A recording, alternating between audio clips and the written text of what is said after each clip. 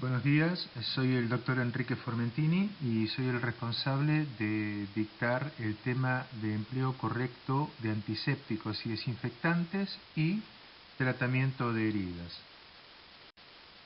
Como siempre, presento algunas recomendaciones para la cursada virtual de farmacoterapia.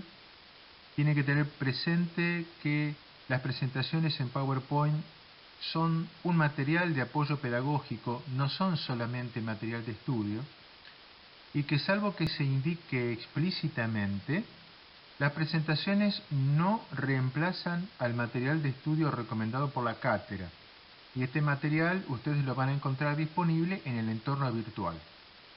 Para el estudio de este tema, además de los contenidos que están desarrollados en la presentación, hay una guía de utilización de antisépticos que está aquí destacada en azul y que ustedes lo tienen disponible en el entorno virtual. En la presentación yo voy a explicar en detalle los puntos, ya sea que por experiencia sé que presentan más dificultad o los aspectos más relevantes del tema. Y todo aquello que pueda ser comprendido fácilmente a partir de la lectura del material de estudio va a ser pasado por alto o va a ser explicado muy por encima. Conviene tener presente algunos conceptos que normalmente no los tenemos en cuenta cuando nos abocamos al estudio de los antisépticos y desinfectantes o cuando utilizamos los mismos. ¿Qué se considera eficaz o eficacia en un antiséptico?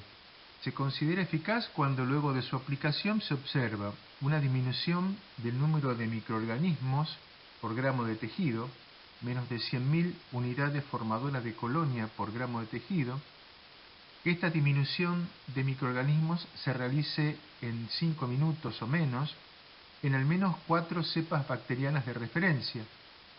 Y la actividad de los antisépticos puede ser inhibida por la presencia de materia orgánica, sangre, pus, detritus y restos de tejidos. Y ese es un punto muy importante a tener en cuenta, porque la presencia del material orgánico, o si no se ha eliminado convenientemente el material orgánico, ya sea de una herida o de un objeto inanimado, los antisépticos o los desinfectantes no van a poder ejercer su acción. Otra cosa que hay que tener en cuenta y que normalmente no se lo considera es que las soluciones antisépticas pueden contaminarse, ya sea en contacto con el aire o con las manos, el instrumental y el material de cura. Y sobre todo, considerar que los antisépticos y desinfectantes tienen fecha de vencimiento.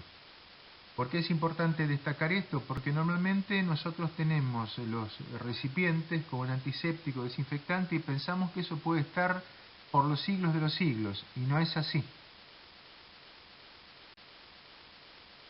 Antes de entrar de lleno al estudio del tema, conviene que tengamos en cuenta y que aprendamos ciertas definiciones, que tengamos presente y en claro ciertos conceptos que los vamos a usar a lo largo de la disertación. El primero es limpieza. Limpieza es remoción de materia orgánica ajena al organismo. Esto lo vamos a retomar cuando hablemos de limpieza de heridas. Desinfección. Desinfección es la eliminación de todos los microorganismos patógenos, con excepción de esporos bacterianos. Y esterilización es la eliminación completa de toda forma de vida microbiana, incluyendo las esporas.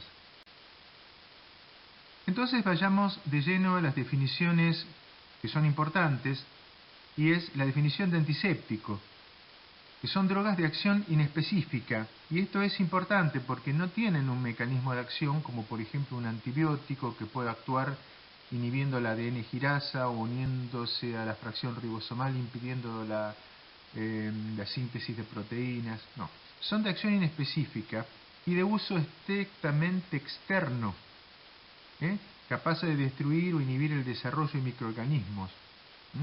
Es decir, los antisépticos son aquellos productos que reducen la carga bacteriana, que tienen acción bactericida y que pueden ser usados sobre organismos vivos o tejidos vivos, mientras que los desinfectantes son agentes antimicrobianos que se emplean estrictamente sobre objetos inanimados o medios inertes. ¿Por qué? Porque son tóxicos celulares protoplasmáticos, es decir, tienen capacidad de destruir la materia viva. Ahora bien, fíjense la diferencia entre desinfectantes y antisépticos. Esto lo vemos en la tabla que se encuentra al pie de la transparencia, donde hablamos el tipo de toxicidad selectiva para microorganismos, que es escasa en los antisépticos y desinfectantes, y en cambio para los quimioterápicos es alta. O sea, hay antibióticos que son específicos para determinadas bacterias. Los antisépticos y desinfectantes solamente actúan sobre la masa bacteriana en total, sin hacer mucha distinción de especie bacteriana. La acción de los desinfectantes y antisépticos es inespecífica, mientras que de los quimioterápicos es específica, es decir, deben actuar sobre alguna sustancia receptora. Por eso es que los desinfectantes y antisépticos no han desarrollado tanta resistencia por parte de las bacterias y todavía seguimos usando las viejas moléculas, justamente por su acción inespecífica. Los antisépticos se usan en vivo, los desinfectantes se utilizan in vitro. Esta transparencia no estaba en la presentación del año pasado, pero yo la explicaba en clase, y es acerca de un consejo que podemos llevarlo a cabo o podemos aplicarlo tanto para el estudio de los antisépticos y desinfectantes como para de cualquier otro medicamento. Y el primero de todos es: hay que considerar que no hay ningún compuesto mágico, no hay antibiótico mágico, no hay antiséptico mágico, no hay nada que con una sola aplicación elimine todo. Eso hay que tenerlo en cuenta. Y tampoco se trata de saber todo lo disponible en el mercado, no se trata de estar buscando la novedad, la receta mágica o lo que nos ofrezcan por un fin meramente comercial. No se trata de buscar lo nuevo. El secreto de una terapéutica de base científica y racional y del buen actuar de un clínico es de conocer bien pocos compuestos y de saber utilizarlos correctamente. Yo puedo tener en mi botiquín infinidad de compuestos preparados farmacéuticos, pero si yo desconozco cómo utilizar correctamente cada uno, eso no me sirve absolutamente de nada. Para ir entrando en tema, aquí nosotros tenemos esta transparencia en donde tenemos detallado la lista de los compuestos que vamos a estudiar y que vamos a tratar de adquirir conocimientos para utilizarlos de manera correcta. Fíjense que ya para entrar en tema tenemos dos columnas, las de antisépticos y desinfectantes, y vemos los distintos agentes y vemos entonces a qué grupo pertenece cada uno. Lo interesante de esto es que hay algunos compuestos que pueden ser utilizados como antisépticos o desinfectantes de manera indistinta, es decir, sobre tejidos vivos y sobre materia inerte. Por ejemplo, los alcoholes pueden comportarse indistintamente como antisépticos y desinfectantes, y la clorhexidina como antiséptico y desinfectante. Después, algunos son solamente antisépticos o desinfectantes. Esto es importante ya tenerlo en cuenta para ir ubicándonos en qué tipo de utilización va a tener cada uno. Una cosa que tenemos que tener en cuenta es la relación entre tiempo, velocidad de eliminación de bacterias y eficacia. Y esto es importante tener en cuenta porque vamos a ver que cada antiséptico, cada desinfectante necesita una concentración óptima para ejercer su efecto o para ser eficaz y un tiempo de contacto que me garantice a mí la reducción de la carga bacteriana. Aquí tenemos al pie de la página una representación gráfica de una coordenada cartesiana donde estamos graficando la disminución de la carga bacteriana en función del tiempo. A medida que transcurren los minutos, la carga bacteriana va disminuyendo. Una cosa interesante es, por ejemplo, qué porcentaje de eficacia se necesita para garantizar una erradicación bacteriana o una remisión clínica. Por ejemplo, partiendo de un cultivo bacteriano, de una suspensión bacteriana que tenga 500.000 unidades formadoras de colonia por mililitro, que es una concentración muy baja, una concentración de bacterias que ustedes pueden tener en la yema del dedo si pasan el dedo por el piso. Es algo muy, muy bajo. Fíjese lo que dice la propaganda normalmente. Una eliminación del 99% es reducir la carga bacteriana a 5.000 unidades formadoras de colonia por mililitro. Una remisión clínica estaría garantizada por una reducción del 99,9, es decir, reducir la carga bacteriana a 500 unidades formadoras de colonia por mililitro. Remisión clínica significa que el organismo puede comenzar a reaccionar, no quiere decir que las bacterias hayan sido totalmente eliminadas.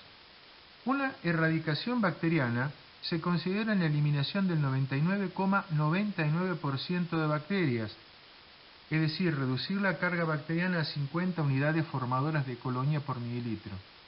Fíjense que hablo de erradicación bacteriana y hay bacterias, lo cual es imposible eliminar todas las bacterias, pero se asume que el sistema inmune, los factores y los sistemas de defensa del organismo van a encargarse de poder eliminar por sí mismos esa pequeña carga bacteriana. Tenemos la tendencia a pensar que antisépticos y desinfectantes, bueno, son todos compuestos que están más o menos en la misma bolsa y todos sirven para matar bacterias. Y bueno, lo importante es que los antisépticos se pueden usar en un animal vivo y los desinfectantes no. Y sin embargo no es así, porque no todos tienen la misma eficacia, no todos tienen el mismo poder bactericida y no todos eliminan, aunque tengan acción inespecífica, no todos eliminan un espectro considerable de bacterias. Por eso, cada uno de los antisépticos y desinfectantes presenta niveles de actividad.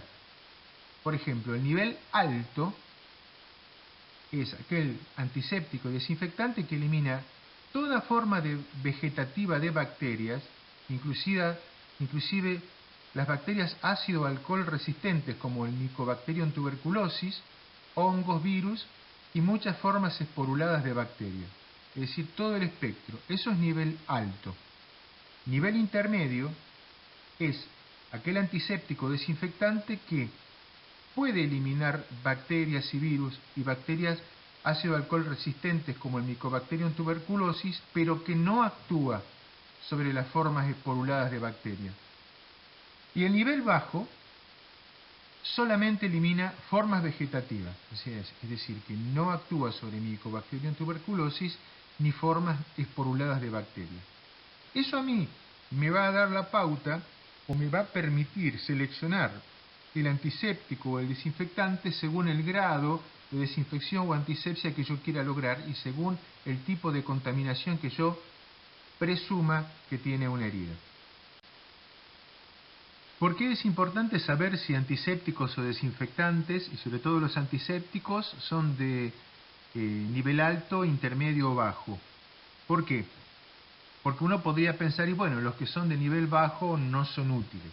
Sin embargo, sí, porque si nosotros vayamos a una clínica veterinaria que tiene internación, que tiene material de endoscopía, un respirador, un sistema de anestesia inhalatoria con todos sus implementos y accesorios, entonces nosotros en una clínica veterinaria tenemos determinadas áreas o determinado tipo de instrumental que necesita un determinado grado de antisepsia.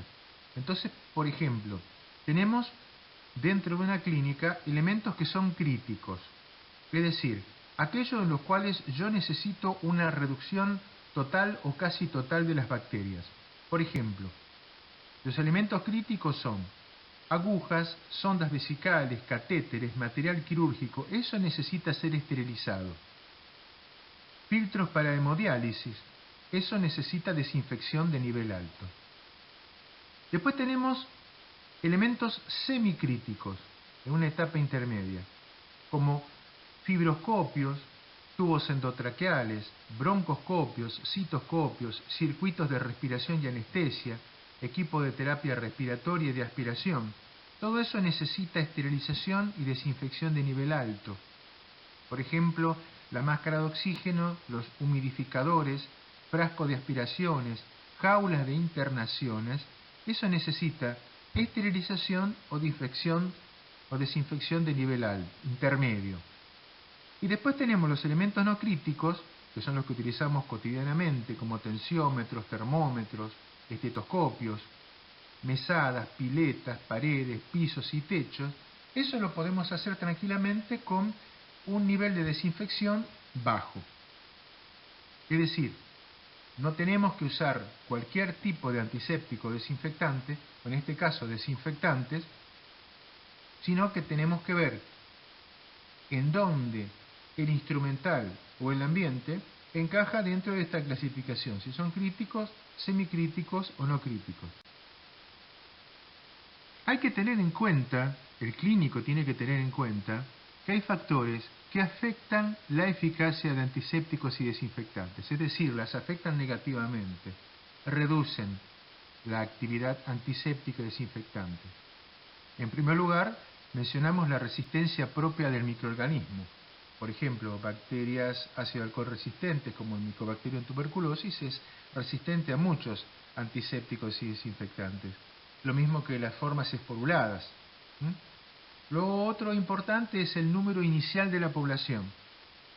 Nosotros lo vimos también en uso de antibióticos. Cuando la población bacteriana es muy grande, es muy difícil que el antibiótico actúe, y los antisépticos también. Una forma de reducir el número inicial de la población, lo vamos a ver dentro de un rato, es justamente el lavado y el lavado del material inanimado o el lavado de la herida. Lo otro importante es la concentración del agente desinfectante. Esto es importante también porque nosotros tenemos muy arraigado el concepto de que cuanto más, mejor. Esto viene muy bien cuando la esposa le pide al marido plata, ¿no? Cuanto más mejor. Pero bueno, en medicina no ocurre así, porque a veces cuanto más es mayor gasto, y vamos a ver que en algunos antisépticos y desinfectantes la mayor concentración redunda en una menor eficacia. Eso, por ejemplo, lo vamos a ver con el alcohol etílico. Lo otro importante es el tiempo de exposición. ¿Cuánto tiempo va a estar expuesto el antiséptico o el desinfectante o el tiempo que yo tengo que esperar para garantizar la reducción de la carga bacteriana? Tengo que tener en cuenta la temperatura, el pH del medio y fundamentalmente la presencia de materiales extraños. Y cuando hablo de materiales extraños no solamente hablo de una contaminación con pelos, suciedad, tierra, arena, sino también contaminación con detritus orgánicos, material necrótico, sangre, pus, exudado. Todo eso debe ser eliminado de una herida, o todo eso debe ser eliminado de un ambiente, de una jaula de internación o del piso, porque si no, el antiséptico no funcionaría o el desinfectante no funcionaría como corresponde. Entonces ya partimos de la premisa que la condición fundamental para optimizar la eficacia de antisépticos y desinfectantes es, en primer lugar, la limpieza de heridas como de los objetos inanimados. Y la limpieza de heridas y de objetos inanimados se logra con el lavado. ¿Cómo se puede realizar el lavado?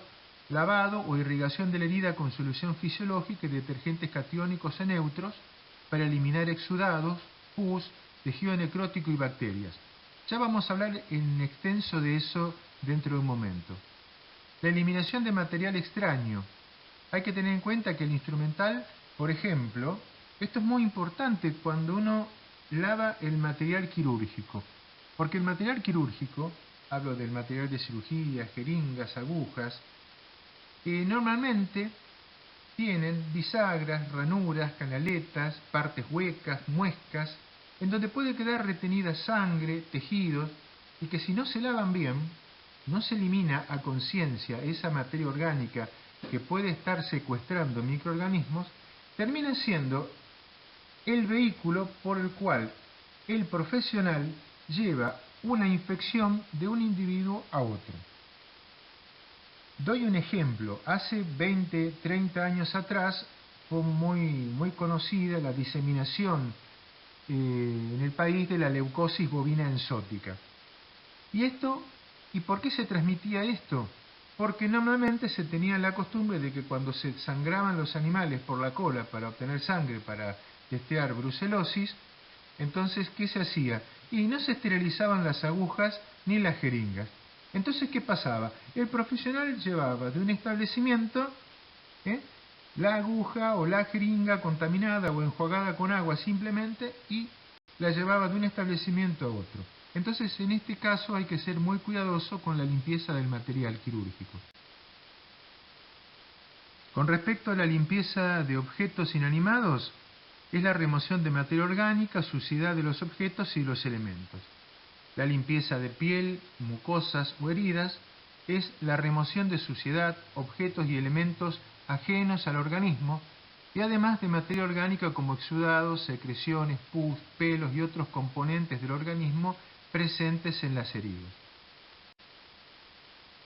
Luego de todos estos conceptos en la introducción al estudio, vamos a pasar a estudiar cada uno de los compuestos antisépticos o desinfectantes que teníamos en la lista en la transparencia, una de las transparencias anteriores. Y vamos a comenzar a hablar de los detergentes, sustancias limpiadoras por excelencia. Y lo primero que tenemos que tener presente es que tenemos distintos tipos de detergentes. En primer lugar, el detergente aniónico, el detergente catiónico, los sanfóteros y los detergentes no iónicos. Vamos a ver cuál es la utilidad y las limitaciones de cada uno. En primer lugar, vamos a describir los detergentes aniónicos, o lo que conocemos como los jabones comunes. Hay que tener presente que son antisépticos de nivel bajo. Químicamente son sales sódicas o potásicas de diversos ácidos grasos y su acción es justamente por su acción detergente y emulsionante de lípidos. Eso muchas veces lo que hace es, digamos, disolver la membrana lipídica de las bacterias. Tienen o poseen escaso poder germicida, es decir, que, digamos, la reducción de la carga bacteriana no es muy grande, pero son buenos agentes limpiadores. La eliminación de microorganismos mayormente se produce por la emulsión de grasas, por lavado y arrastre. Y eso lo tenemos en el mercado, pues son los jabones de tocador que nosotros usamos en el baño, o también los jabones para lavar ropa, como usaba la abuela o mamá, el jabón marrón que tenemos allí, o el pan de jabón blanco. El tema de los jabones aniónicos es que para tratamiento o limpieza de heridas son irritantes, hacen arder muchos de ellos. Y si no, tengan presente ustedes cuando se están bañando, les entra jabón en los ojos, eso arde. Bueno, esa misma irritación también la producirían en una herida.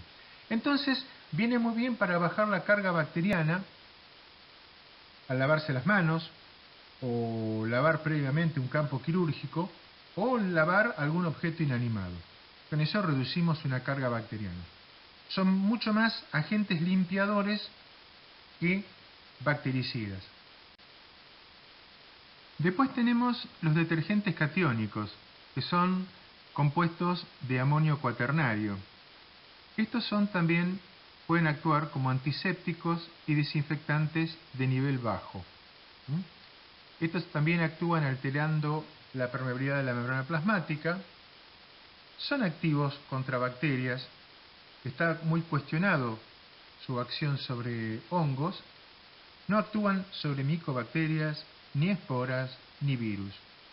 Fueron eliminados como antisépticos de piel y tejidos en el año 1983.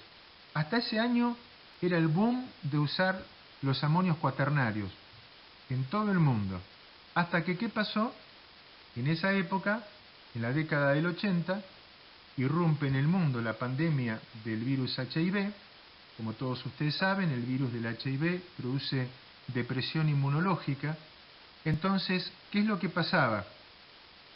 Como estos antisépticos y desinfectantes, sobre todo cuando se los usaba como desinfectantes, no mataban los hongos empezaban a proliferar. Entonces, al darse cuenta de este efecto colateral, dejaron de usarse. No son efectivos como desinfectantes de equipos ni de instrumental. Actualmente solo son considerados buenos agentes limpiadores, indicados para el saneamiento ambiental, mobiliario, paredes, suelos y superficies. ¿Dónde encontramos esto? Bueno, vamos al supermercado y todos los detergentes y las sustancias que vienen con perfume y todo ese tipo de cosas, vieron que generan espuma. Bueno, esos son compuestos de amonios cuaternarios, que son buenos agentes limpiadores. Necesitan un tiempo de acción bastante prolongado, normalmente 7 minutos aproximadamente. Siempre se inactivan en presencia de materia orgánica y jabones aniónicos. No mezclar nunca un amonio cuaternario con un jabón común. La concentración efectiva ustedes la van a ver en el prospecto de los fabricantes. Ustedes tienen que guiarse por las instrucciones del fabricante. Es decir, que cuando nosotros tenemos una habitación en donde estuvo un perro con parvovirus o con una gastroenteritis hemorrágica y está manchado el piso con materia fecal, bueno, mi primera instancia sí, puedo utilizar un amonio cuaternario para lavar y arrastrar y desprender todo tipo de materia orgánica, pero una vez que tenga el piso limpio o la jaula de internación limpia, lo tengo que volver a lavar, porque de esa manera voy a garantizar una buena reducción de la carga bacteriana, por lo menos una carga bacteriana que no sea muy específica. Tenemos también como amonio cuaternario el cloruro de benzalconio, muy famoso. También es un antiséptico y desinfectante de nivel bajo. Es una base fuerte, también actúa alterando la permeabilidad de la membrana plasmática, tiene acción desinfectante y antiséptica lenta, es bacteriostático a bajas concentraciones y bactericida a concentraciones altas. Solo es activo contra bacterias gram positivas, no sobre micobacterias, hongos ni esporas. Ahora, ¿por qué se utiliza tanto en ciertas áreas? Y bueno, porque se ha descubierto que es activo sobre el virus del HIV y tiene acciones permisivas. Se utiliza como antiséptico en la higiene de manos en formulaciones de base con alcohol, esto después lo vamos a ver a posteriori. Se inactiva en presencia de jabones y detergentes aniónicos. Como la mayoría de los antisépticos y desinfectantes es fotosensible, tiene que almacenarse en frascos opacos o color caramelo al abrigo del sol. Y en realidad no es un antiséptico de elección en medicina veterinaria. Por más que lo encontremos nosotros en el mercado, no es lo ideal, no es de elección si nosotros lo que queremos hacer es realizar una acción antiséptica o desinfectante. Vamos ahora a hablar del viejo, querido y nunca tan bien ponderado alcohol etílico, que es un antiséptico y desinfectante de nivel intermedio, muy eficaz, muy seguro, cuando se lo usa correctamente. La actividad bactericida es por actuar por desnaturalización de proteínas en presencia de agua. Su actividad depende de su concentración. Su máxima actividad se halla entre 60 y 80 grados, es decir, tiene que estar aproximadamente entre el 60 y el 80%, pues necesitan agua para actuar. En la farmacia lo encontramos a 96 grados, es decir, casi puro.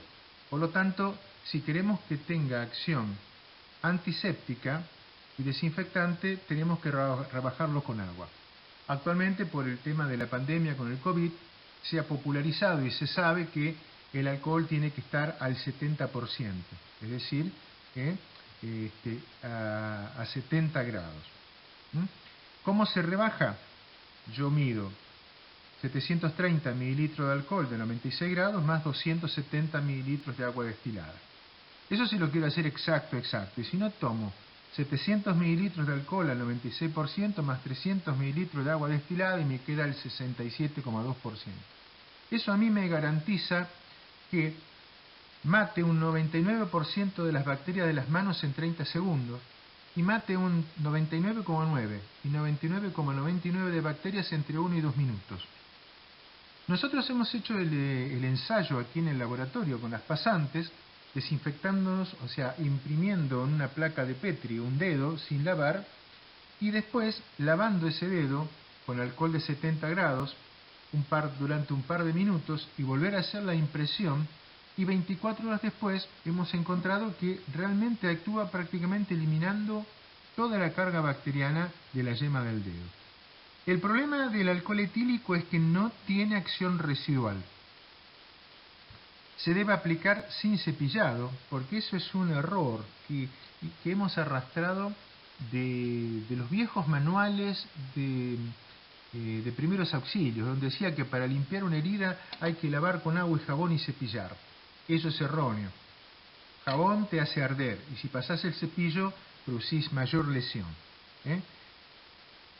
Puede estar asociado a clorhexidina y amonios cuaternarios. El tema de usar el alcohol a 70 grados, o sea, con un porcentaje de agua, es porque si usamos el alcohol puro, lo aplicamos sobre una herida, eso va a hacernos doler. No tiene que aplicar sobre heridas. Sirve para antisepsia de manos y piel intacta, no sobre heridas. No se puede usar en una herida algo que haga doler o que irrite tejidos. Y sobre todo porque como tiene acción astringente, desnaturaliza proteínas. Supongamos que yo tengo una pinza de cirugía. Y bueno, entre la bisagra y las canaletas quedó sangre, que siempre queda. Si yo coloco alcohol, lo que voy a hacer es denaturalizar proteínas, hacer una costra y que las bacterias queden adentro. O sea, no se debe usar alcohol de 70 grados, digo, alcohol de 96 grados, sino que hay que rebajarlo hasta 70. ¿Para qué lo puedo utilizar al alcohol etílico, al 70 grados? Bueno, hay un sinnúmero de aplicaciones. En una clínica veterinaria, en la mesada no debe faltar el frasco con alcohol a 70 grados. Me sirve para antisepsia de piel en inyecciones, dejar actuar de 2 a 5 minutos, preparación quirúrgica del paciente, por lo menos la primera limpieza y antisepsia de la zona quirúrgica, lavado quirúrgico del personal sanitario, o sea, después de lavarse las manos, hacer un aclarado con alcohol al 70%, me sirve para desinfectar termómetros, estetoscopios, la superficie de los tapones de goma de los frascos multidosis. ¿Qué desventaja tiene? Que precipita proteínas y produce secuestro de bacterias cuando el material está sucio o contaminado, o tiene mucha suciedad o materia orgánica. Nunca debe usarse en heridas abiertas o erosionadas, porque es irritante, y el problema es que es inflamable. Daña montajes, disuelve gomas y tubuladuras plásticas. Se lo puede asociar con clorhexidina y amonios cuaternarios. Hay muchos preparados comerciales en donde viene asociado con estos dos antisépticos. Aquí hago alguna reseña acerca del beneficio de utilizar alcohol en gel. A mi gusto me gusta más usar alcohol de 70 grados en forma líquida. A mí el alcohol de gel me pegotea las manos, no me gusta, pero bueno, es una buena alternativa. Por ejemplo, en el año 2004, un experimento con 200 trabajadores de la empresa FedEx demostró que la correcta desinfección de manos redujo el ausentismo laboral en un 21%. En una escuela primaria se redujo en un 51% y en un dormitorio universitario se redujo un 43%. De ahí viene la importancia de la limpieza y la higiene de las manos, que son vectores para contagiarnos o para contaminar cosas alrededor nuestro. El alcohol iodado es un antiséptico de nivel alto. Cuando hablamos de alcohol iodado, también hablamos de solución de alcohol iodado o solución iodada débil. La solución de alcohol justamente tiene una actividad bactericida. Actúa desnaturalizando proteínas, interfiere con reacciones metabólicas y altera la estructura y la síntesis de los ácidos nucleicos. Aquí tenemos una tablita en donde vemos la eficacia que tiene la solución de alcohol o la solución o la tintura de iodo débil. ¿Bien? Es muy buena sobre bacterias gram-positivas, negativas, moderada en bacterias, actúa sobre virus lipídicos, no lipídicos, hongos y algunas y bastantes sobre esporas. Se lo usa diluido en alcohol etílico al 70% con un 2% de yodo activo. El que tiene actividad es el yodo elemental, pero también el alcohol, como lo vimos anteriormente. El 99% de las bacterias es eliminada durante los primeros 2 o 3 minutos. Y una de las ventajas del alcohol yodado, aparte de ser antiséptico de nivel alto, es decir, que actúa sobre esporas y Mycobacterium tuberculosis, es que presenta acción residual hasta 2 o 3 horas. Eso es muy bueno, sobre todo cuando uno, antes de colocarse los guantes de cirugía, se desinfecta con alcohol yodado, porque eso garantiza mantener la esterilidad de la piel durante todo el proceso quirúrgico por debajo del guante, ¿no? ¿Cuál es la utilización actual del alcohol yodado o la solución de yodo débil? Es utilizarlo como antiséptico prequirúrgico, sobre la piel sana, no sobre la piel lastimada, por diversos motivos que vamos a ver a continuación. Hay algunas cosas que tenemos que tener presente cuando tenemos el frasco de alcohol o solución de alcohol yodado débil en el consultorio, y es que se inactiva en presencia de materia orgánica, sangre, pus, moco, exudados.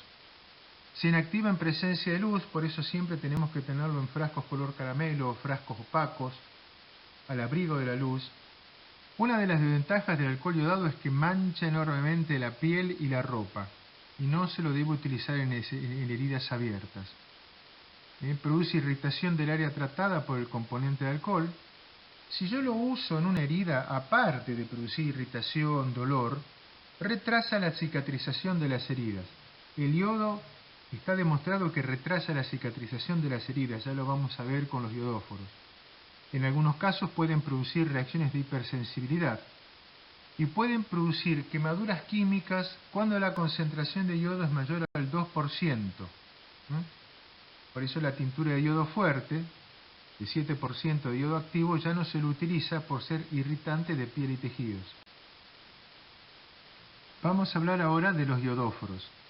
Esto es importante lo que les voy a decir ahora, porque normalmente hemos visto tanto en farmacología como en farmacoterapia que cuando hablamos de compuestos a base de yodo confunden la solución alcohólica de yodo o la tintura de yodo con los yodóforos, como si fueran lo mismo, y no son lo mismo. Los yodóforos son antisépticos de nivel alto justamente porque su principio activo es el yodo elemental, pero a diferencia de la solución de yodo que tiene como excipiente alcohol, aquí son mezclas de yodo con agentes orgánicos tensioactivos, como si fuesen detergentes. Por ejemplo, el polivinil pirrolidona. Esto es una base que actúa como un vehículo y solubilizante del yodo, y donde en contacto con los tejidos liberan el yodo lentamente, pero sin provocar la irritación del alcohol. Por lo tanto, los yodóforos, o conocidos vulgarmente con el nombre de povidona o yodopovidona, al no tener alcohol como vehículo y al liberar lentamente el principio activo, sí pueden ser utilizados sobre heridas. Actúan de la misma manera que el yodo, desnaturalizando proteínas, interfiriendo con reacciones metabólicas y la síntesis de ácido nucleico. Tiene una actividad que es más lenta, necesita mayor tiempo de exposición, y su actividad óptima se presenta en solución al 10 al 12%. Mata el 99% de las bacterias durante los primeros 2 o 3 minutos, pero también hay que tener presente que el yodo liberado se va a inactivar en presencia de materia orgánica, sangre, pus, moco y exudados, de manera que es condición fundamental para tratar una herida que está contaminada y con exudados y materia orgánica, realizar primero la limpieza de la herida para bajar la carga bacteriana y después podemos utilizar un yodóforo. La ventaja del yodóforo con respecto a la solución de alcohol es que no mancha la piel ni la ropa, lo cual es una gran ventaja. Vamos a enumerar ahora las utilidades de los iodóforos como antisépticos de nivel alto. La solución iodopovidona se utiliza en antisepsia de campo quirúrgico, antisepsia de piel antes de inyecciones, punciones, biopsias, colocación de catéteres, antisepsia de la región bucal, desinfección de heridas recientes y heridas infectadas. Se lo puede utilizar también para desinfección de tapones de goma de frascos ampolla, que es la única acción desinfectante permitida. Y también podemos tener soluciones jabonosas o jabón sólido, que es útil para limpieza y antisepsia prequirúrgica de manos y piel.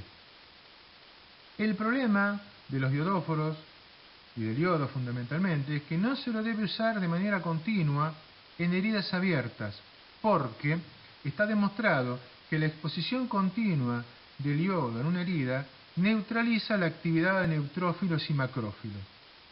Por lo tanto, el uso recurrente en una herida, por ejemplo, hacer una topicación diaria con povidona, trae como consecuencia el retraso de la cicatrización de una herida.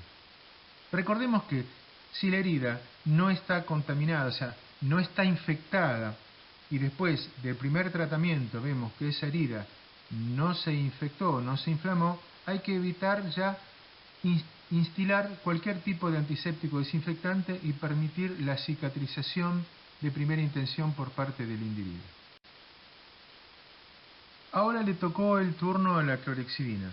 Vamos a hablar acerca de esta señorita que es, podemos decir hoy, que es la top model de todos los antisépticos y desinfectantes que tenemos disponible para uso corriente. Podemos decir sin equivocarnos que clorhexidina es el techo de eficacia de todos los antisépticos y desinfectantes que podemos usar a diario. Es decir, no hay antiséptico desinfectante más seguro, más eficaz, más inocuo que la clorhexidina. Es un antiséptico desinfectante de nivel alto, así que ya esa definición nos habla del alcance de su uso. Es estable, la solución madre es estable, pero cuando se la diluye, porque hay que diluirla para poder utilizarla, se vuelve inestable. Por lo tanto, uno de los consejos cuando uno utiliza cualquier antiséptico desinfectante que haya que diluirlo, preparar la cantidad que se necesite usar en ese momento, porque no se puede almacenar por mucho tiempo porque se inactiva. Tiene acción antiséptica tópica y desinfectante sobre superficie e instrumental. Tiene un efecto germicida muy rápido. En 30 segundos baja la carga bacteriana y encima tiene efecto residual que se prolonga por 3 y 6 horas. Actúa por ruptura de la membrana plasmática y precipitación del contenido celular. Y tiene o viene en distintas concentraciones algunos, en 0,05, 1, 2 y 4. Las concentraciones mayores al 4% son irritantes y provocan lesiones dérmicas. Una cosa importante es que su actividad es pH dependiente, siendo óptima entre un pH de 5 y 8. El gluconato de clorhexidina, la sal gluconato de clorhexidina, tiene una ventaja sobre el resto de los antisépticos y desinfectantes, y es que no se inactiva en presencia de sangre o fluidos orgánicos, o por lo menos no se inactiva si esa cantidad de sangre o fluidos orgánicos no es muy grande. Y también tiene la ventaja de que no mancha la piel ni la ropa. Hablamos ahora de las acciones antisépticas y desinfectantes de la clorhexidina. Aquí tenemos una lista. Es bactericida, aunque las gram positivas son más sensibles que las gram negativas. Inhibe el crecimiento de esporas y de micobacterias. Es bacteriostática. Actúa sobre los virus con cubierta lipídica, como el HIV, el herpes virus. Permite la antisepsia de piel en solución acuosa al 4%. Sobre heridas se lo utiliza en concentración al 0,1 y 0,5% en solución acuosa. Permite la antisepsia ginecológica, la antisepsia de quemaduras, ya que no es irritante. Permite la higiene del personal hospitalario, la higiene bucal pre y posquirúrgica. Casi no se absorbe por vía percutánea y nada por vía oral, careciendo de efectos sistémicos. En cuanto a la acción desinfectante, La puedo usar sobre superficies, mobiliarios, cauchos, plásticos, y no requiere ningún aclarado post-desinfección. Es decir, yo la aplico, la dejo sobre la herida o la superficie y allí queda, no hay ningún inconveniente. Algunas observaciones. Como es una base fuerte, es incompatible con jabones aniónicos. Su dilución con agua corriente afecta el pH y por lo tanto su actividad. Las soluciones que yo preparo, si vienen en frascos o en recipientes hospitalarios, uno tiene que hacer la dilución según lo que necesite. En el caso de preparados comerciales ya la dilución vienen hechas y con estabilizantes, pero no son de gran volumen. Las soluciones son poco estables cuando yo las preparo en el momento. Tengo que prepararlas y utilizarlas en el día y protegerlas de la luz y el calor. Hablamos ahora del peróxido de hidrógeno, que lo conocemos como agua oxigenada. Es un antiséptico y desinfectante de nivel intermedio. Vamos a hablar ahora de cuál es el mecanismo por el cual eliminan las bacterias. Esto es importante destacarlo porque no sé por qué razón, cada vez que en un examen de farmacología o farmacoterapia preguntamos cómo actúa el agua oxigenada, lo único que nos responden es que hace burbujitas y elimina las bacterias por las burbujas, lo cual no es el mecanismo de acción del peróxido de hidrógeno. El peróxido de hidrógeno tiene acción oxidante, porque produce hidroxilos y radicales libres que reaccionan con los lípidos, proteínas y el DNA bacteriano. Esa es la razón por la cual el peróxido de hidrógeno actúa sobre las bacterias. Ahora, tiene una actividad germicida inmediata y su efecto es fugaz. ¿Por qué? Porque inmediatamente enzimas que hay en la herida producen la liberación de oxígeno o la disociación del peróxido en agua y oxígeno. Por lo tanto, no tiene acción residual. Ese oxígeno que se libera, ese es el que produce las burbujas, tiene un efecto secundario importante porque permite eliminar detritus o material o suciedad que estaba pegada en la herida, favorece la eliminación de la herida, tiene acción desodorizante, ¿no es cierto? Pero no es esa la acción por la cual se eliminan las bacterias. O sea que tiene actividad bactericida, fungicida y viricida. Se lo utiliza al 10%, es decir, agua oxigenada de 10 volúmenes. También aquí hablamos de la acción mecánica. Se lo utiliza para limpieza y debridamiento de heridas. No debe usarse en heridas debridadas y en etapa de cicatrización. Esto es muy importante. ¿Por qué? Porque si la herida empieza con la etapa del desarrollo de tejido de granulación, está formando, como decimos, la cascarita, colocamos agua oxigenada, por acción de la catalasa, se desdobla el peróxido en agua y oxígeno, empieza el burbujeo y entonces el poco tejido cicatrizal que está creciendo, yo lo desprendo. Entonces no debe usarse cuando las heridas están en etapa de cicatrización. No debe usarse en peritoneo ni heridas profundas, porque puede generar burbujas de oxígeno que ingresen a la circulación general y provoquen embolia. Y debe conservarse en frascos herméticos y al abrigo de la luz. Hablamos ahora del hipoclorito de sodio, o también conocido como agua lavandina. Es un desinfectante de nivel intermedio. Es poco efectivo contra esporas, hongos y protozoarios. Actúa por liberación de cloro y por formación de ácido hipocloroso. Inhibe reacciones enzimáticas, desnaturalizando proteínas, inactivando ácidos nucleicos. Su acción es dependiente del pH, se inactiva a pH mayor a 8, es decir, que si nosotros queremos desinfectar un área donde hay material en putrefacción, es probable que no actúe correctamente, que tengamos que hacer limpieza primero de la superficie y después aplicar hipoclorito de sodio. Se inactiva en presencia de materia orgánica, es inestable a la luz. Las soluciones, eso es importante, las soluciones deben prepararse y usarse en el día. La acción es rápida, mata a las bacterias en pocos segundos, los virus en 10 minutos y los hongos en 1 hora. Y tiene la desventaja de que no presenta acción residual. El hipoclorito de sodio tiene algunas desventajas, es corrosivo de metales, no se lo puede usar como antiséptico de piel porque le irrita y retrasa la cicatrización. Y en el comercio la podemos encontrar en solución al 5 o al 6%. El frasco de lavandina o el bidón de lavandina que encontramos en el supermercado. Hay que tener presente que las soluciones comerciales deben tener fecha de vencimiento. Hay que fijarse en eso cuando uno compra el producto. ¿Qué indicaciones tiene el hipoclorito de sodio? Por ejemplo, potabilizar el agua. Esto puede ser una indicación un poco banal, pero a veces, si tenemos que hacer ejercicio de la práctica clínica en el campo y tenemos que utilizar agua, podemos potabilizar el agua.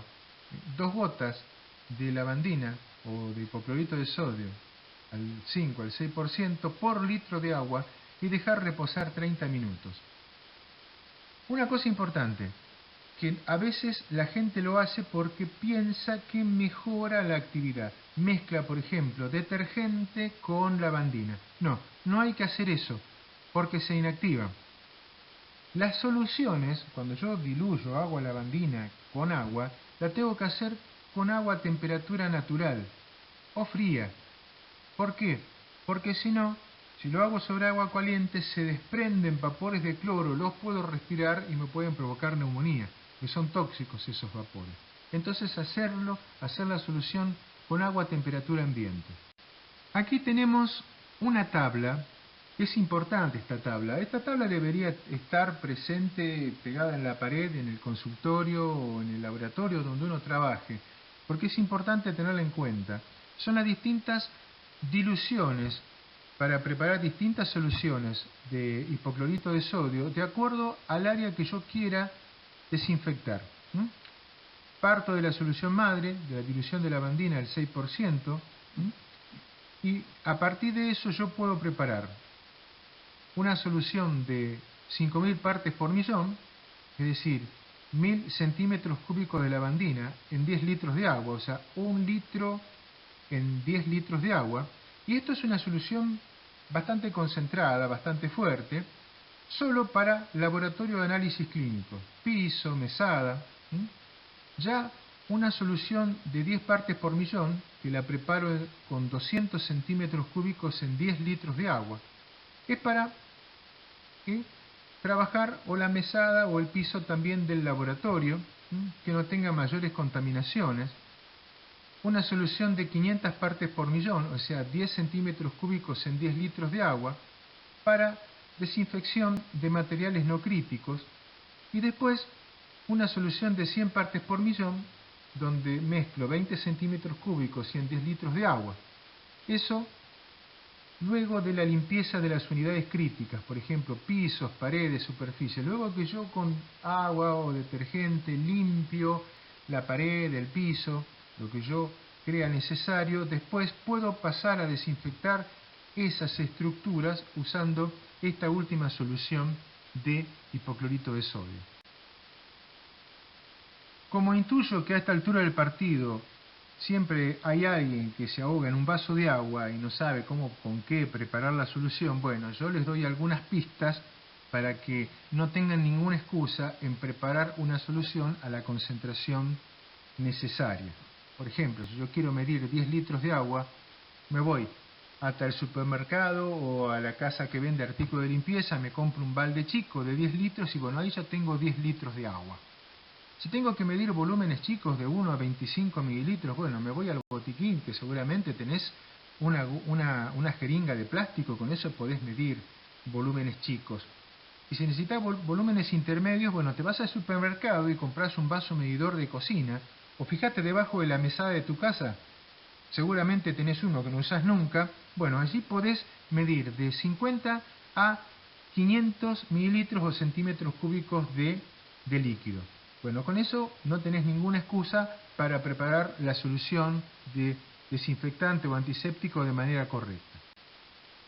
Bueno, vamos a hablar del glutaraldehído. Este es un desinfectante que no es muy conocido, digamos, no es lo que se usa corrientemente, pero en una clínica donde hay mucho instrumental de cirugía o se necesita realizar la esterilización de instrumental, se utiliza el glutaraldehído porque me evita la utilización de autoclave. hay que tener presente, y recuerden que estoy hablando de un desinfectante que permite esterilización de material, que muy pocos o casi ninguno de los nombrados hasta ahora lo hace. El glutaraldehído tiene acción alquilante, altera el sistema enzimático, las lipoproteínas de la membrana celular y el citoplasma.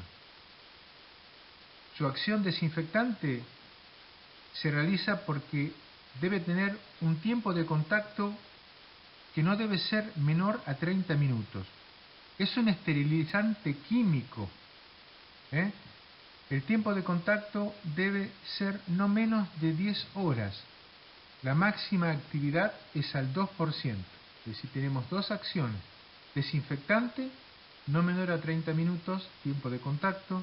Esterilizante, meter el instrumental limpio en un recipiente hermético y tenerlo así por lo menos 10 horas.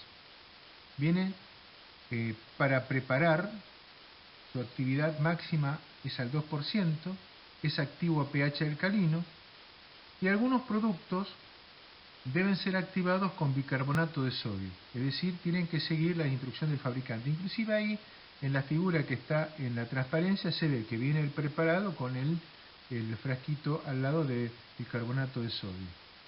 El problema del glutaraldehído, además que es caro, las soluciones son estables solo durante 14 a 28 días, por eso más bien son de uso hospitalario o uso en clínicas veterinarias donde el volumen de trabajo es bastante grande. Algunos productos ya vienen estabilizados a pH alcalino, y las soluciones son activas durante 28 o 30 días, es decir, el tiempo de actividad es muy limitado. ¿Está? Una de las ventajas del glutaraldehído, que lo ha hecho muy popular en cirugía, sobre todo para la desinfección de material quirúrgico y la esterilidad, es que no se inactiva en presencia de materia orgánica, aunque siempre es conveniente limpiar el instrumental antes. No es corrosivo. Cuando se lo utiliza como esterilizante se debe enjuagar el instrumental con abundante agua destilada estéril, o sea que después que estuvo en contacto más de 10 horas, con todas las precauciones, se tome ese instrumental y se lo debe enjuagar para eliminar todo residuo de glutaraldehído. Deben ser manipulados con guantes, barbijo y protección ocular. Debe evitarse trabajar en ambientes cerrados y sin ventilación. Y cuando se lo utiliza como esterilizante químico, no se deben dejar los recipientes destapados. Es levemente irritante de la piel y es irritante severo de ojos y mucosas, es decir, no se lo puede utilizar sin las debidas precauciones. Aquí en esta transparencia hay una lista de materiales que se pueden desinfectar y esterilizar con glutaraldehído al 2%. No tiene sentido que las enumere porque las pueden leer aquí sin ningún inconveniente. Otro desinfectante de alto nivel de la familia del glutaraldehído es el ortoftaldehído, que es más eficaz en presencia de materia orgánica, es más estable que el glutaraldehído porque se mantiene activo durante 30 días. La ventaja que tiene es que no requiere activación previa, como el anterior, y necesita un tiempo de contacto de 5 minutos a 20 grados centígrados en solución al 0,55%. Después, obviamente, de que se realice la esterilización del material, es necesario aclarar con abundante agua, agua destilada estéril. Otro aldehído, el formaldehído o la formalina, es un desinfectante de nivel alto. Esto ya en medicina veterinaria es casi ya un recuerdo, pero en algunos casos en medicina humana se lo utiliza porque es una alternativa para producir esterilización de cierto instrumental o de ciertos componentes de algún instrumental. Es un desinfectante de nivel alto, bactericida, actúa sobre Mycobacterium tuberculosis, sobre hongos, sobre esporas, sobre virus, actúa por alcalinización de las proteínas y como esterilizante se lo usa en solución al 4% y necesita un tiempo de contacto de 24 horas. No es conveniente usarlo como esterilizante de material quirúrgico porque es muy corrosivo. Aquí hay que aclarar que se presenta en solución al 40%, su venta está bastante restringida porque es cancerígeno, y la formalina, que son las pastillas que venían antes, actúan por vaporización por calor.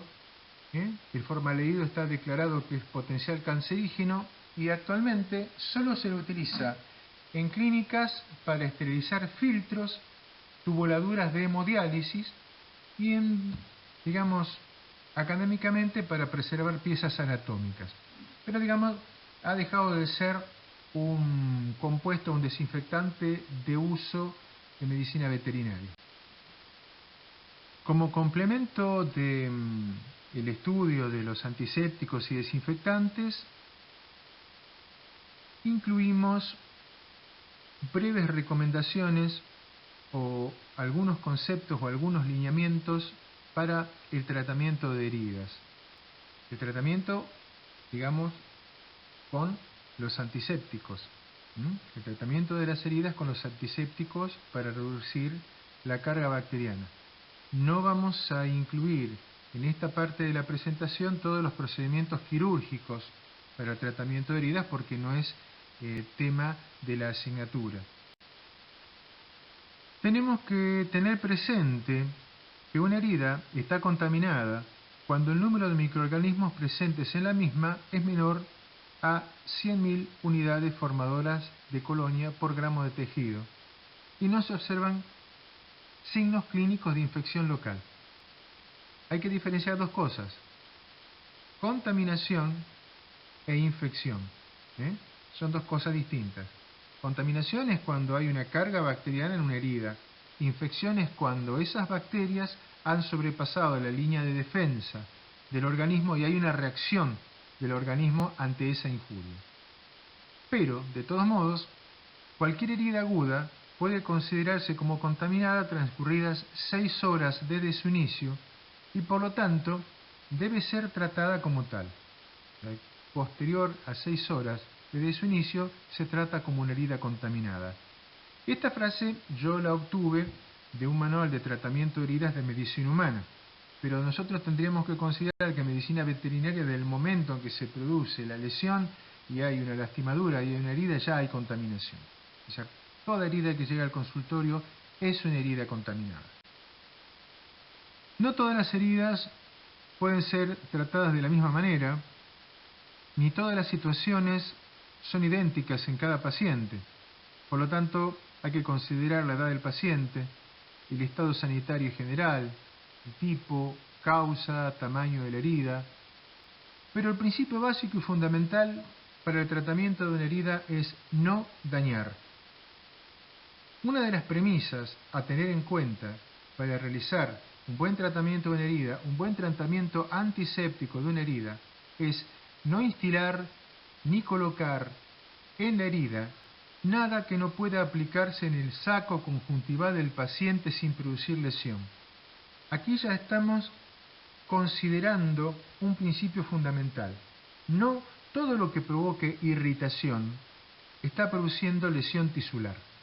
Por eso es que anteriormente había hablado de los detergentes aniónicos, que son los jabones comunes, que cuando nos bañamos nos pueden hacer arder los ojos. Bueno, eso ya es un indicio de que no deberíamos usar los jabones aniónicos para la limpieza y la antisepsia de una herida.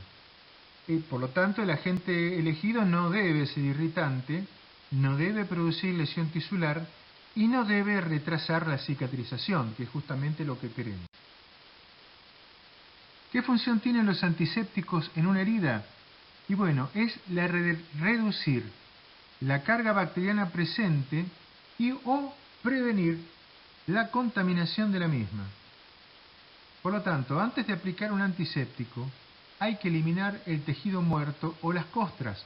Recordemos que materia orgánica inactiva los antisépticos. Los antisépticos no hay que usarlos de manera indiscriminada en heridas limpias y con inicio de la cicatrización. Los antisépticos solo son un soporte de la terapia antimicrobiana sistémica, cuando el grado de lesión amerita o cuando uno presupone que el grado de lesión o el grado de contaminación que hay en la herida puede poner en riesgo la salud del paciente. Los antisépticos deben ser utilizados durante periodos limitados de tiempo y o a intervalos regulares. Hay que elegir el antiséptico que sea menos tóxico y más biocompatible con la herida. El primer paso para la antisepsia de una herida es la limpieza de la misma.